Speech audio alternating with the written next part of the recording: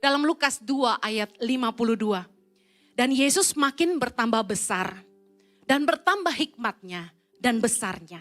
Dan makin dikasihi oleh Allah dan manusia. Amsal 3 ayat 3. Kita baca sama-sama. Janganlah kiranya kasih dan setia meninggalkan engkau. Kalungkanlah itu pada lehermu, tuliskanlah itu pada loh hatimu. Maka engkau akan mendapat kasih dan penghargaan dalam pandangan Allah serta manusia. Salah satu bentuk karunia Tuhan dalam hidup kita adalah kita mendapat kasih dan penghargaan dalam pandangan Allah dan manusia. Katakan amin. Apa itu penghargaan di mata manusia? Ketika kita tuh bisa dipercaya sama orang. Ketika kita bisa disayang sama orang. Ketika kita bisa disukai sama orang. Anda tahu bahwa di hidup kita ini kita perlu favor of God, tapi kita juga butuh favor of man. Anda gak mungkin kerja sama bos yang kemudian gak sayang sama Anda gitu. Banyak anak-anak yang besar tanpa orang tua kandung, tapi kemudian Tuhan mengirimkan orang-orang tua yang mengasihi mereka. Satu kali ada kejadian lucu waktu saya masih kuliah di Australia. Dalam satu kali ibadah, setelah ibadah itu ada teman segereja, ya teman sepelayanan tapi tidak terlalu dekat. Mendekati saya dan bilang gini, Hen, aku mau confess sama kamu. Saya bilang, ya boleh, kenapa? Saya mau kasih tahu kamu bahwa saya tuh gak tahu kenapa tiap kali saya lihat kamu tuh saya sebel sama kamu. Saya sedih banget denger itu. Terus saya tanya dia, kenapa? Kenapa tiap kali lihat saya kamu sebel? Dia bilang gak tahu. Saya salah apa? Gak ada. Tapi tiap kali saya lihat kamu, saya sebel banget sama kamu. Saya pulang ibadah itu, saya cerita sama Jojo. Waktu itu masih pacar. Saya bilang, Jo, masa tadi itu bilang sama aku. Dia lihat aku tuh dia sebel. Aku tanya aku salah apa, dia bilang gak ada. Pokoknya kalau lihat aku jadi sebel.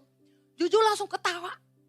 Dia bilang gini, kamu harus berdoa supaya orang lihat kamu tuh sayang sama kamu, bukan sebel sama kamu. Saya sedih kenapa wajah saya mengundang kebencian gitu. Jadi kita perlu berdoa supaya kita dapat favor of God dan kita dapat favor of man. Katakan amin. Kita lihat kisah Rut. Rut 2 ayat 17 sampai 23. Karena agak panjang saya akan baca agak cepat. Ayat 17. Maka ia memungut di ladang sampai petang. Lalu ia mengirik yang dipungutnya itu dan ada kira-kira seeva jelai banyaknya. Diangkatnya lah itu lalu masuklah ia ke kota. Ketika mertuanya melihat apa yang dipungutnya itu. Dan ketika dikeluarkannya dan diberikannya kepada mertuanya sisa yang ada setelah kenyang itu. Maka berkatalah mertuanya kepadanya. Di mana engkau memungut dan di mana engkau bekerja hari ini? Diberkatilah kiranya orang yang telah memperhatikan engkau itu. Lalu diceritakannya lah kepada mertuanya itu pada siapa ia bekerja katanya. Nama orang pada siapa aku bekerja hari ini ialah Boas. Sesudah itu berkatalah Naomi kepada menantunya. Diberkatilah kiranya orang itu oleh Tuhan yang rela mengaruniakan kasih setianya kepada orang-orang yang hidup dan yang mati. Lagi kata Naomi kepadanya, orang itu kaum kerabat kita, dialah salah seorang yang wajib menebus kita. Lalu kata Rut perempuan Moab itu, lagi pula ia berkata kepadaku, tetaplah dekat pengerja-pengerjaku sampai mereka menyelesaikan seluruh penyabitan ladangku. Lalu berkatalah Naomi kepada Rut menantunya itu, ya anakku sebaiknya engkau keluar bersama-sama dengan pengerja-pengerjanya perempuan supaya engkau jangan disusahi orang di ladang lain. Demikianlah Rut tetap bekerja pada pengerja-pengerja perempuan Boas untuk memungut sampai musim menuai jelai dan musim menuai gandum telah berakhir. Dan selama itu ia tinggal pada mertuanya. Anda kalau pernah tahu kisah Rut dan Naomi, Rut ini adalah menantu yang luar biasa. Biasanya orang kalau suaminya meninggal, dia putus hubungan sama mertua. Paling enggak ya jaga hubungan baik aja. Tapi Rut tidak demikian. Meskipun suaminya sudah enggak ada, dia urus mertuanya. Bahkan dia yang kasih makan mertuanya. Dan dikatakan dalam kisah ini bahwa Rut itu bekerja di ladang Boas untuk memungut sisa-sisa jelai dan gandum. Nah, pada kesempatan ini Rut mendapat kasih di mata Boas yang menitip pesan kepada pengerja-pengerja di ladangnya, sisain banyak-banyak, jangan ambil semuanya. Jadi kayak disengajain sisa dari jelai itu banyak gitu loh buat Ruth ambil. 1 eva itu sama dengan 22 liter. Anda tahu beras 20 kilo kan ya? Nah kurang lebih segitu, lebih 2 kilo. Bayangin, sisa yang dipungut itu bisa 22 liter. Jadi Naomi tahu bahwa orang ini, siapapun yang mengizinkan Ruth memungut sisa jelai di ladangnya, pasti sengaja memberikan lebih buat Ruth. Makanya dia tanya, kamu kerja di mana hari ini? Nah, Ruth mendapat kemurahan. Ruth mendapat favor di mata Boas. Dia dibantu. Nah, salah satu bentuk pertolongan Tuhan dalam masa-masa kesesakan kita adalah di hidup kita ini kita mendapat favor of men. Kemurahan dari orang-orang di sekitar kita yang datang membantu kita. Ada ketika kita butuh kerjaan, ada yang ngenalin. Waktu kita jualan kue ada yang beli. Kepercayaan dari orang-orang di sekitar kita, orang-orang yang kenal kita. Kalau mereka tuh bisa percaya sama kita, itu favor of men. Kemudian kasih sayang dari orang-orang yang mengasihi kita. Mereka peduli sama hidup kita. Nah, masalahnya gini, seringkali ketika kita mendapat favor of men, kemurahan dari manusia, kita lupa bahwa sesungguhnya Tuhanlah yang menyatakan kemurahannya dalam hidup kita melalui manusia. Keluaran 12 ayat 35-36 saya rindu Anda baca sama-sama. 3, 2, 1. Orang Israel melakukan juga seperti kata Musa. Mereka meminta dari orang Mesir barang-barang emas dan perak serta kain-kain. 36. Dan Tuhan membuat orang Mesir bermurah hati terhadap bangsa itu sehingga memenuhi permintaan mereka. Demikianlah mereka merampasi orang Mesir itu. Nah, kita harus ngerti bahwa ketika kita menerima kemurahan, favor of man, kemurahan dari orang-orang di sekitar kita, itu merupakan bentuk kemurahan Tuhan yang dinyatakan lewat sesama. Katakan amin. Yang terjadi gini, kita seringkali ketika ada orang yang baik sama kita berasa kita hutang budi sama orang itu. Kita berasa hutang budi sama manusia. Kita lupa bahwa sebenarnya Tuhan yang menggerakkan hati orang itu supaya bermurah hati sama kita. Favor of man adalah bentuk dari favor of God dalam hidup kita. Dikatakan firman Tuhan, Tuhanlah yang membuat orang Mesir itu bermurah hati kepada bangsa Israel. Emangnya gak boleh Bu Heni berasa hutang budi? Gini masalahnya. Kalau kita berasa hutang budi sama manusia, kita nganggap yang nolong kita itu manusia bukan Tuhan. Lalu yang terjadi gini, kita jadi takut dan hormat sama manusia bukan sama Tuhan. Mari kita lihat bagaimana Naomi dalam Rut 2 ayat 20 tadi. Ketika dia tahu bahwa yang bantu Rut adalah Boas, dia berkata begini, diberkatilah kiranya orang itu oleh Tuhan yang rela mengaruniakan kasih setianya kepada orang-orang yang hidup dan yang mati. Naomi langsung mengenali bahwa kebaikan Boas adalah bentuk kasih setia Tuhan. Yang mengerti katakan amin. Tapi seringkali kita lupa. Waktu orang bantu kita, kita worship orang yang bantu kita. Bukan bersyukur sama Tuhan yang telah memakai dia. Kalau dibilang gini, ya pantaslah Bu Heni kalau kita baik sama orang yang baik sama kita. Salah. Kita nggak boleh baik-baikin orang yang baik sama kita. Kita harus baik sama semua orang. Katakan amin. Jangan karena orang baik sama kita, kita baru baik sama mereka. Kita memang harus baik sama semua orang. Roma 12 ayat 17, lakukanlah apa yang baik bagi semua orang. Terlepas dari orang itu baik gak baik sama kamu, kamu harus baik sama semua orang. Bukan cuma baik-baikin orang yang baik sama kamu. Yang mengerti katakan amin.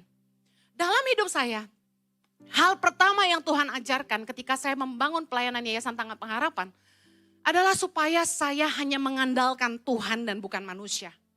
Wajar gak sih dalam hidup kita ketika kita lihat orang kaya dan kita berpikir dia baik dan kita berharap dia yang bantu kita. Wajar gak? Normal, manusiawi sekali. Tapi Tuhan ngajarin saya hanya ngandalin Tuhan. Karena Tuhanlah satu-satunya penolong dalam hidup saya. Tuhan izinkan dalam perjalanan hidup saya, melayani di tangan pengharapan 18 tahun, kami dikecewakan sama banyak orang kaya. Supaya kita nggak ngandalin mereka. Saya udah mencium bau, begitu ada orang kaya yang dekatin suami saya. Nomor satu yang terjadi adalah apa? Controlling. Yang kedua, mulai demanding. Controlling, demanding. Yang ketiga, ujung-ujungnya apa? Pasti nggak baik ujungnya. Saya udah biasa. Dan saya lihat, Tuhan izinkan semuanya terjadi supaya kami hanya mengandalkan Tuhan dalam hidup kami. Mazmur 18 ayat 7. Ketika aku dalam kesesakan, aku berseru kepada Tuhan. Kepada Allahku aku berteriak minta tolong. Ia mendengar suaraku dari baitnya. Teriakku minta tolong kepadanya sampai ke telinganya. Kepada siapa Anda minta tolong ketika Anda dalam kesesakan? Banyak kali ketika kita kesusahan, nomor satu kita cari orang, bukan cari Tuhan. Dengar baik, kepada siapa Anda berseru menentukan kemenanganmu, katakan amin. Mazmur 46 ayat yang kedua, baca sama-sama. Allah itu bagi kita tempat perlindungan dan kekuatan. Sebagai penolong dalam kesesakan sangat terbukti, katakan amin. Sekalipun Tuhan memang memakai manusia untuk menolong kita. Tapi pengharapan kita harusnya hanya kepada Tuhan dan bukan manusia. Jangan ngarapin orang. Orang-orang yang suka ngandelin manusia itu punya mental pengemis. Minta. Bu Heni tolong bantu ya, saya mau ke sini, saya mau ke sana, saya ada project ini. Saya lagi kesusahan, anak saya gak bisa sekolah. Bahkan ada yang jebretin bank account-nya, sisa saldonya berapa, kirim ke suami saya. Maksud loh? Saya istrinya, Anda bukan, jangan sembarangan minta duit sama suami saya, enak aja. Gak apa-apa, tersinggung silakan. Wajar gak? Perempuan lain minta uang saku dari suami saya. Dia saking terlalu baik aja nyebelin. Iya, suami saya tuh gak suka saya ikut campur. Dia mau nolong siapa terserah dia. Tapi kan sebagai perempuan ya. Masa perempuan lain tuh suka minta uang sama suami saya yang bener aja gitu. Mentang-mentang Pak Jojo tampangnya baik. Ya Ibu Heni galak. Lihat nih ya, Rut 2 ayat 20 di bagian akhir. Tadi kita enggak baca. Setelah Naomi berkata diberkatilah kiranya orang itu oleh Tuhan. Ya, yang nolong mereka. Di akhir itu Naomi bilang gini. Orang itu kaum kerabat kita. Dialah salah seorang yang wajib menebus kita. Dalam adat Yahudi. Ketika ada janda, yang wajib nanggung dia itu saudara terdekat. Bisa paham? Nah ternyata Boas itu kaum kerabatnya yang harusnya menebus Naomi dan Rut. Tetapi lihat, Naomi gak datang minta-minta sama Boas. Gak bawa mantunya yang cantik dan bilang gini, anakku baru meninggal dan istrinya janda. Dan aku janda, kamu harus menebus aku. Gak gitu. Bahkan Rut tidak tahu kalau Boas itu kerabat. Rut tidak sengaja bekerja di ladang Boas. Dan ketika dia bekerja baru Naomi tanya, dari mana kamu dapat sebanyak ini? Baru dia kasih tahu mantunya, Boas itu kaum kerabat kita. Jadi mereka tidak datang minta-minta. Naomi tidak suruh mantunya ngemis. Mantunya kerja. Banyak orang Kristen mentalnya minta-minta. Saya kasih tahu, kalau Anda susah, Anda ngarepin Tuhan. Tuhan bisa pakai siapa aja nolong Anda. Tapi Anda enggak boleh minta-minta. Saya enggak pernah ngemis-ngemis. Anda tahu kan punya yayasan itu enggak gampang. Saya jualan. Saya bikin kaos biarpun bukan fashion designer. Ditipu orang berapa kali tuh bikin kaos, tahu enggak? Pernah enggak laku, bikin 10 macam, minta tolong temen yang punya usaha kaos. Dibikinnya jelek banget, sampai enggak laku. Saya bagi aja ke anak-anak pedalaman. Sedihnya itu di yayasannya. Orang tuh lihat kita cari cuan. Hampir gak ada yang bantuin saya tuh sukarela gitu. Bu Heni, saya bantu deh. Saya pasti bayar, tapi Mbok ya jangan diuntungin akeh-akeh gitu kata orang Surabaya. Saya juga orangnya gak mau ngerugiin orang. Kalau kita harus bayar ya kita bayar.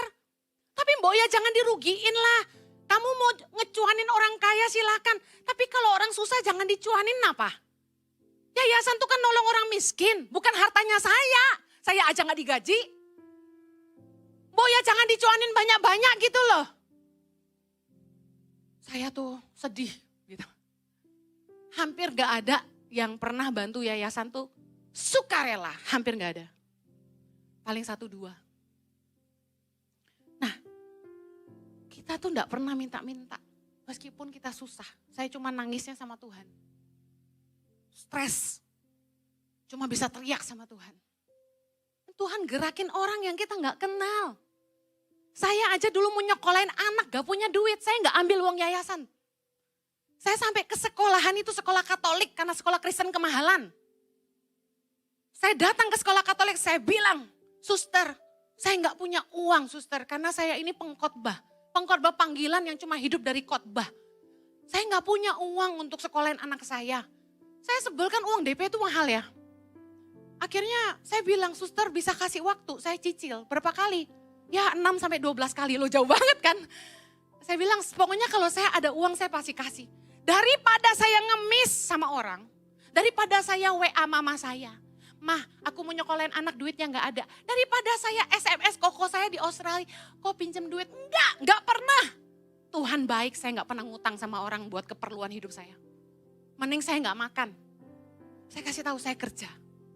Saya bilang sama sekolahnya kasih saya waktu. Suamiku tergantang sedunia aja enggak tahu kalau kita tuh kurang uang. Karena saya enggak pernah ngeluh.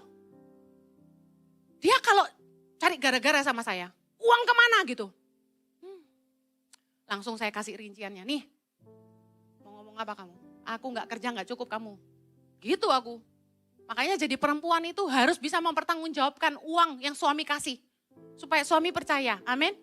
Gak usah pakai tersinggung, kita realita. Laki-laki itu pakai logika, gak bisa pakai perasaan. Kamu kok gak percaya sama aku, gak bisa gitu. Logika, catat pengeluaranmu. Kenapa saya gak pernah cerita sama suami saya kalau kita butuh uang? Supaya kalau dia pergi khotbah tuh gak lihat orang tuh jemaat tuh dolar gitu loh. Jemaat tuh dilayani dengan on fire dan sukacita dengan ketulusan hati. Karena dia gak tahu istrinya di rumah tuh lagi nangis gitu. Naomi nggak ngemis sama Boaz. Ruth kerja. Kalau Anda hari ini suka minta uang sama orang, suka minta-minta, Anda ngandelin manusia.